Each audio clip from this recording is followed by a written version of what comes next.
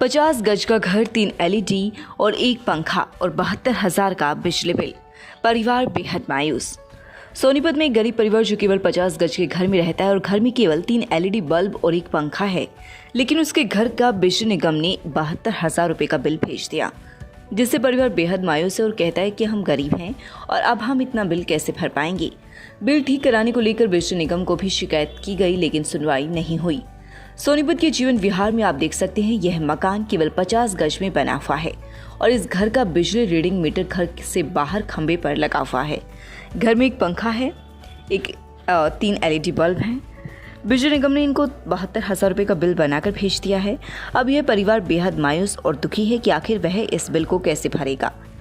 बेहद अधिक आय बिल को ठीक करवाने के लिए कई बार बिजली निगम SDO कार्यालय में चक्कर लगाए गए हैं, लेकिन इस टेबल से उस टेबल इन्हें घुमाते रहे हैं और इनसे लिख कर भी लिया गया है, लेकिन समस्या का समाधान नहीं हुआ।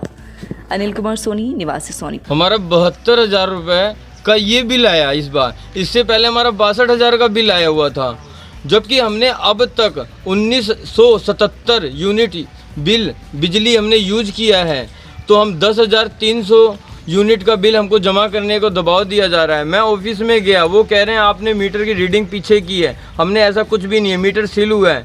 मेरे को SDO साहिबा ने कहा कि ये जो लाइनमैन को कल मैं जो यूनिट चेक करवाने के लिए लाया, कहता मैं इनकी तो विश्वास ही नहीं करती। वो किसकी विश्वास करती है? वर्कर इनके हैं, काम ये करते हैं, मगर दुख हमको झेलना पड़ रहा है। ऐसा हमने क्या गुनाह किया हुआ है? घर में क्या क्या? घर में हमारे 3 CFL बल्ब हैं और 9 वाट के हैं और 1 LED TV है और 1 पंखा है।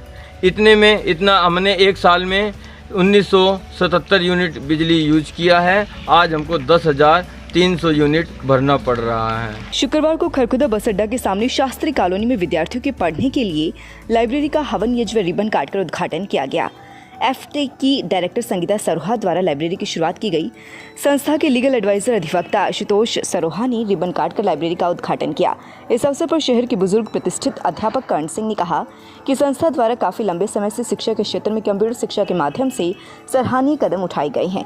अब विद्यार्थियों को लाभ पहुँचाने के उद्देश्य से लाइब्रेरी का उद्घाटन किया गया। विद्यार्थियों को उच्च शिक्षा प्राप्त करने के लिए दूसरे शहरों में जाकर शिक्षा ग्रहण करनी पड़ रही थी। इस उद्देश्य से अब विद्यार्थी लाइब्रेरी में अपना उच्च शिक्षा की तैयारी कर सकेंगे। लाइब्रेरी में पढ़कर ही युवा अपने भविष्य का निर्माण करते हैं। इस प्रकार की परियोजना के शुभारंभ पर आए हुए सभी लोगों ने संगीता सरोहा को शुभकामनाएं दी। इस अवसर पर जय भगवान पीपली, अनिल दुहन, साहिल गन्नोत्रा, जितेंद्र दहिया, जगमोहन, नीरज ठेकेदार, रीना, मीनाक्षी, मोहित, रिंकू, अंजू व अन्य उपस्थित रहे। लाइब्रेरी स्टार्ट किया, इसके बारे में आप क्या कहना चाहेंगे? FTech खरखुदा और आसपास के क्षेत्र में पिछले 18 साल से काम कर रहा है और इसका मुख्य उद्देश्य जो है ग्रामीण परिवेश के बच्चों को कंप्यूटर और वोकेशनल ट्रेनिंग प्रोग्राम्स करवाना था।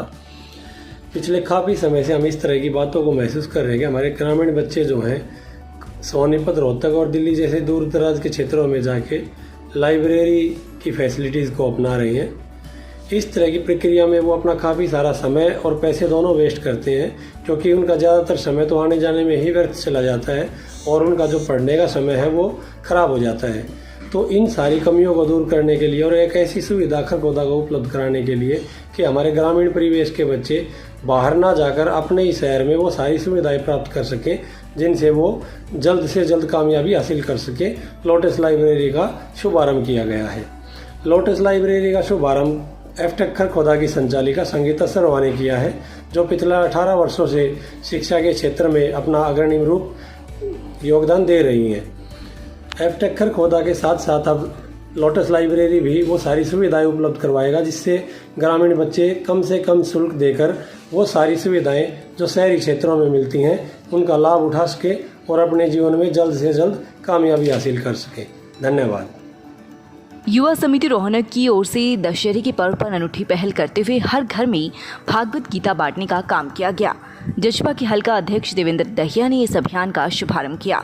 युवा समिति रोहनक के सदस्यों का कहना है कि सिर्फ संस्कार ही एक ऐसी विधा है जो हर बुराई को खत्म कर सकती है। अपने बड़े बुजुर्गों के साथ बैठने से और उनके अनुभव से ही समाज के अंदर अपराध व बुराई खत्म की जा सकती है। हिंदुत्व को मजबूत करने के लिए हिंदू धर्म के पवित्र ग्रंथ का हर घर में होना बेहद ज़रूरी है।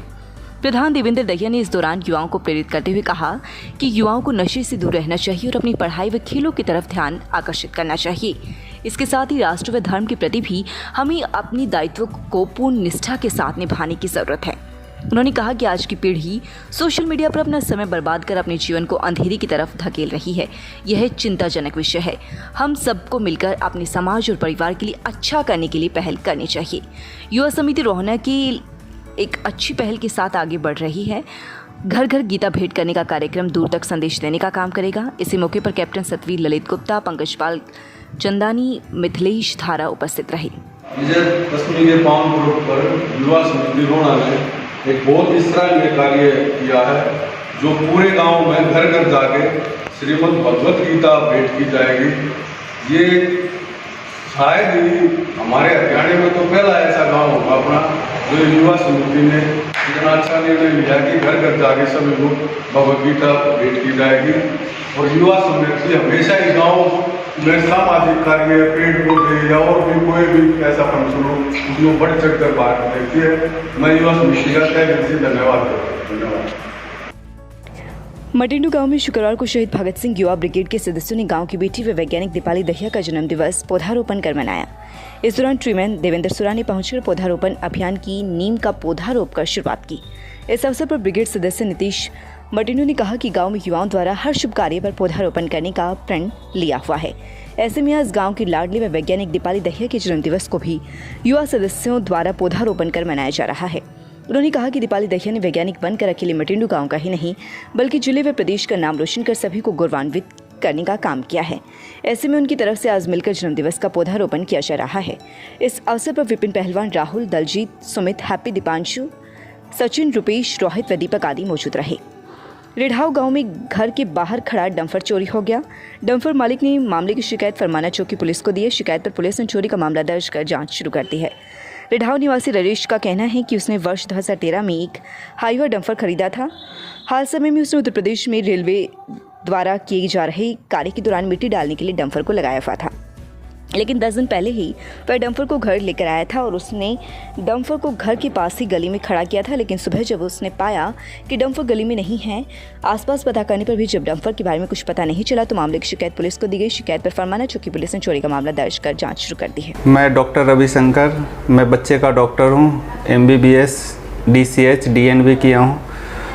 मैं छोटे बच्चे में जैसे प्री मैच्योर बच्चा हुआ, 28 वीक 26 वीक का बच्चा हुआ या कम वजन का बच्चा हुआ, उसके लिए हमारे पास नर्सरी है, जिस नर्सरी में हम क्वालिटी का ट्रीटमेंट देते हैं। अभी जैसे हमारे पास एक 550 ग्राम का बच्चा बॉर्न हुआ था, वो भी उसको करीब 1.5 महीना रखे थे और बच्चे को डिस्चार्ज करके यहाँ से घर भेजे हैं सही सलामत। स्वागत है आपका Saini health care pharmacy, a complete health care centre में। हमारे यहाँ अंग्रेजी, देसी व पशुओं की दवाइयाँ, cosmetics, green tea, surgical items, हर प्रकार की vaccine, food supplements, trimmer, hair dryer आदि, wheelchair, thermometer, nebuliser, sugar machine wholesale rate पर मिलती है। लगातार खबरों से अपडेट रहने के लिए चैनल को सब्सक्राइब जरूर करें। समाचार व विज्ञापन के लिए नीचे दिए गए नंबरों पर संपर्क करें। धन्यवाद।